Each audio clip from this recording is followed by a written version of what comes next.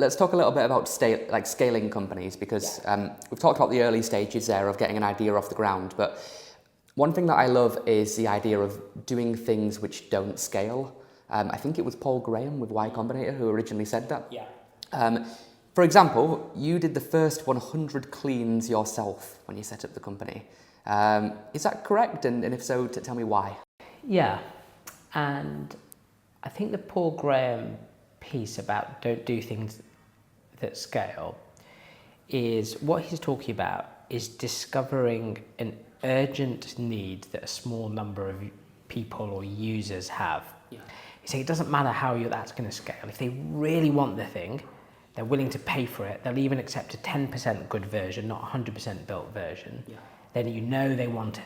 Yeah. And if they want it, you might be able to find some other people who want something similar. And the story they talk about, of course, is Airbnb and how photography really changed people's perception of using Airbnb. And of course, the photography in Airbnb is now all very, very beautiful. I wasn't actually trying to do things that don't scale, even though obviously that wouldn't have scaled. The way I was thinking about it was I'd had plenty of business experience, spent some time in banking, quite a lot of time in consulting, lots of time in early stage investing, sort of VC private equity type role. And so I kind of understood the market, and I could do the customer research, and I could do the spreadsheets and the PowerPoints. And what I really, going back to what I said earlier about testing your most risky assumption first, is the surveys and the spreadsheets told me people will pay a higher price. Just like, okay. But they said I'll only pay a higher price if the clean quality is really good. So I was like, okay, is it possible to deliver better clean quality? So I thought, well, I better do it myself. So I'll clean a few places, try to do it as high. I'm a bit of a clean freak anyway, which helps. Try and clean them to a high standard. Does it work? Customers were happy. It's like, okay, cool. So now can I get another person, call them a cleaner, to do cleaning to a higher standard if I supervise them? Yes. And the answer was yes. And I was like, okay, can I get a cleaner to do it to a high standard if I don't supervise them? I was kind of trying to go through those gates of certainty. Yes. And of course, there was also just reality, which is I wanted to offer a high service level. So on a Thursday, I had a cleaner, but on a Tuesday, I didn't, but I had one customer. So I was like, well, cool. I'll clean the house then. Mm-hmm. And it's a pretty good way of learning all sorts of stuff. So part of it was just, I was testing the business model. Yeah, yeah. The other part was it was necessary for me to learn about an industry that I knew nothing about. And it was about insight. So for example, in SE1 in Shad Thames, there are buildings that are large and old and you can't get mobile phone reception in them. So it wouldn't be acceptable for a cleaner to enter the property and then download information about what they needed to do there, because they wouldn't be able to do that. Yeah. You have to think about caching, or you think about, we started with 2-person cleaning teams, thinking that would be a great way of maintaining quality control. And if one's away, then at least the other can go whilst the other's on holiday. But you realise it takes time, for example, to find cleaning products. It takes time to travel. When you go to a property for the first time, you might not know if this door is opening into a bedroom or a bathroom or a cupboard. These things you've got to learn. And actually having the same cleaner on repeat is always more efficient than subbing in new cleaners. And so, why did I do that? I wanted to test risky assumptions first, and I wanted to learn about the industry. And I think for your early stage entrepreneurs listening to this, you're asking about, what does success look like for them? The best early stage entrepreneurs and late stage entrepreneurs can tell you something obvious, but really counterintuitive. Yeah.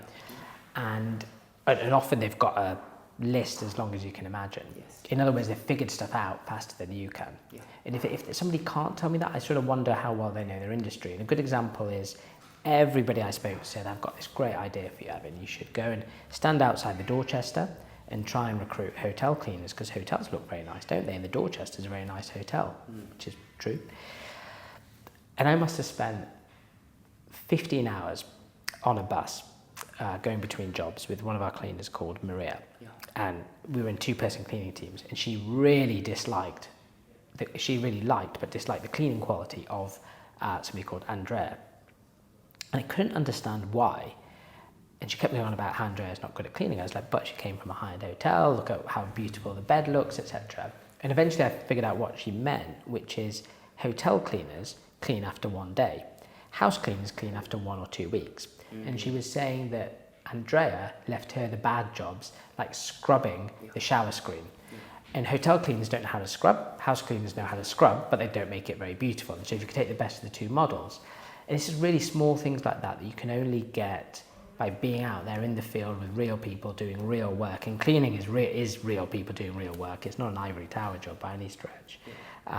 That was the real reason to do it, kind of know my industry better than anybody else out there. Cool. I love that. Yeah, so many founders would not do that, as you know. The Airbnb example is perhaps the prime example. You know, Brian would take pictures of the homes himself, put it on the website. He would literally he would sleep on random people's sofas himself to test out the service. Yeah. And now, look at them. Yeah.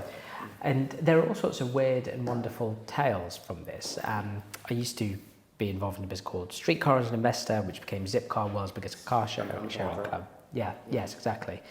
And in the early days, they ran a deposit system. You became a member of Streetcar, and you had to pay £150 deposit. And everyone thought, gosh, this is just such wonderful marketing. You become a member rather than, you have to pay a fee, what nice terminology, and they had great customer service. Yeah. The reason they took a deposit from the customers and they created a membership wasn't some marketing ploy. It's because they bought 8 Volkswagen Golfs on the credit cards and they literally needed to take a deposit. Because if this guy messed up their car, they needed to pay for it, right? And sometimes these things come out of necessity and they morph into these stories about this, sage-like business idea. But they're not. They're just necessity in the same way that I've got this great, I cleaned 4 homes on the 2nd of January. And I can tell you cannot clean 4 homes that have had parties in them the night before, 2 nights before, in one day. But I didn't do it because I was testing. I did it because I didn't have a cleaner on that day because the cleaner called in sick. I was like, 4 jobs a day is pretty difficult. 3 is basically the max. You learn by necessity at times, which is good. Yeah. On the Cleaning Up Business podcast, which I think was filmed in this room, looking at the aesthetics, you talked about the importance of hiring generalists in the early days and then bringing on board specialists as you grow and as you scale. So we've done a little bit of work with you and Chris on the hiring side, but role and skills aside, what do you look for in a person? Whether that's a cleaner, whether that's somebody working for Housekeep directly, what's important to you when building out your team? Yeah. So I think that generalist to specialist evolution is about right. In the early days, you want people who could do a little bit of everything. They are generalists. They want to get stuck in. They want to work extremely hard. They're in there for the vision and the journey and the learning. As the business gets more mature, you can hire people who, as you start to figure out what functions this business might have, for example, we have a customer service function, and of course we have a technology function that you've helped us to build, you start to say, well, who's good in that field, as opposed to let me get my operations manager to start writing some code. So you do evolve from generalists to specialists who have been there and done it before.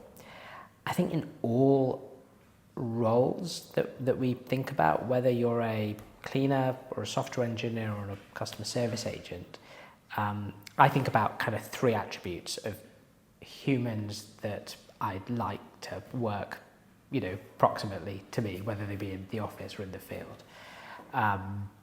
But broadly, people who are bright and curious kind of individuals.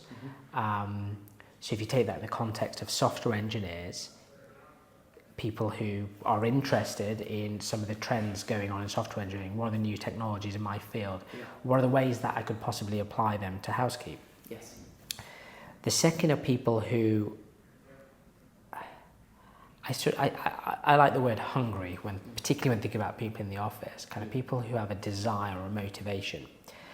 And what I mean by that isn't, you do get whippersnappers who are I was a bit like that. I would have been hungry in any job I did. I was like that. Yeah. But I mean, for most people, that they want to do the job that they've been hired to do. And of course, with younger grads, let's say, they often don't know what they want to do. So you have to look for a bit of inherent desires. This is the kind of person that would work hard regardless of what they would do.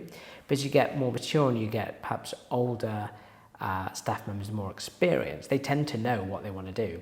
And the trick is making sure that the job that they want to do is the same as the job we're offering them. Because if you're hiring for a head of customer service, but they really want to do marketing, they're just not going to last that long. You're never going to get the best out of them because they want to do something else. And then the third, and it sounds like this comes for free, but I think it's really hard, is hiring people who are nice, people you want to be around. And that's nice. There are probably astonishingly some people in the world who don't think I'm nice, probably. But people who kind of fit with the culture, who you want to go for a beer with, or a coffee with, or a walk with, or if you're going to work late and hard, you want to be around people you want to be around. That doesn't mean lack of diversity or any of those kind of things, but just people you'd get along with, really. So people who are bright, people who have that desire and hunger, people who are nice, and usually those ingredients work well in any role. Yeah. The last one, people who are nice. A good way that I look at this is I call it the airport test. If we were driving from my house to the airport and there was no Spotify, there was no podcast to listen to, we had to talk for an hour or two, would I want to jump out the car or would I enjoy the conversation? Yeah. And it's a good test, you know. And I don't think there are some people in the office that I talk to. I was recently away in Rome that I talked about the Roman Empire. There's some I talked about football. There are some I talked about, all sorts of different things. But, sure, but it's something that's interesting about a person, I think. Okay, so the brand of Housekeep is really strong and it's constantly being updated over time. For example, I heard that your first logo costs like $99 or something. What's important to you when building a brand? How does an entrepreneur or a founder listening to this, how do they build something that customers are obsessed with and they want to keep coming back to it? Yeah, it's a really good question. And I'll be honest, I'm not sure I know, but trying my best, I suppose, in the field. I suppose what do I know, what have I found so far? I think the first thing to say is that your brand is who you really are, what you really care about, what you're really into, what you stand for. I don't think you can fake it, really. It's just kind of what kind of a outfit you are. And so it reflects your values and your culture. And you're right, our first logo is a good example of that. Our first logo cost £99. I went on to, 99designs.com or something and commissioned this logo. And what I was bothered about in those days was I needed to have a website, therefore I needed to have a logo. But whether the logo was like this or like that was not a make or break decision for us. I just needed a logo. So I didn't care about it very much, which is why I thought £99 was plenty of money to spend on it. What is also true, though, is, and I was tempted in preparation to try to figure out, I should try and find the actual number. I think there were 350 iterations on the logo. So it was the most £4.99 for £99, yeah, because I'm quite fussy, it turns out, quite particular. Now, that tells you that, sure, we're not going to waste money on things we don't think are important, but if we're going to do something, we're going to do it right, and that is really our brand or our ethos. Or we don't spend money on tube adverts. We don't think that's where customers are looking. But when customers tell us they want a cleaner, we make sure we get one to them. We spend money on what we think is important to the customer experience, and that was true in those days. The logo wasn't important, but since we're doing it, we might as well do it properly. I think there are conflicting opinions as to whether or not our original logo, which one of our investors says looks a bit like Asda, was any good or not, but sure. The second logo tells you something else about us. We did that a few years ago, and the rebrand that you see around the office reflects us saying, we're not a startup, we deserve to exist. We're now trying to build the biggest business we possibly can over the long term. We want to build something that lasts. So it was a bigger, more considered, thoughtful experiment that ran through everything we did in a completely different way to spending £99 a logo. So it reflects a sort of business journey. And I suppose when I think about Housekeep and what we stand for, we want a relatively small number of households in the UK to trust us with every job around the home. And is our logo going to make or break that? No. Might help a bit, but really what helps us with that is service quality. If we deliver a good service, then those customers will trust us and recommend us to our friends. And so that's where I think, what does Housekeep stand for? It stands for a bunch of people who want to build a business that gets better every day, that delivers a good service to their users. Therefore, what's our brand need to do? It needs to reflect that, and it kind of flows from that. Yeah. Well, I certainly got that impression when I used the service. Good, I'm glad. Yes. No, it was good, and really enjoyed working with the cleaner. And well, in that case, you must book some other services and recommend your friends. Yes. Yeah. Absolutely. I think there was a referral code, and I gave it to my neighbour, and we ended up getting a free clean or something as well. Yeah. So it was a great scheme to keep people shopping. Yeah.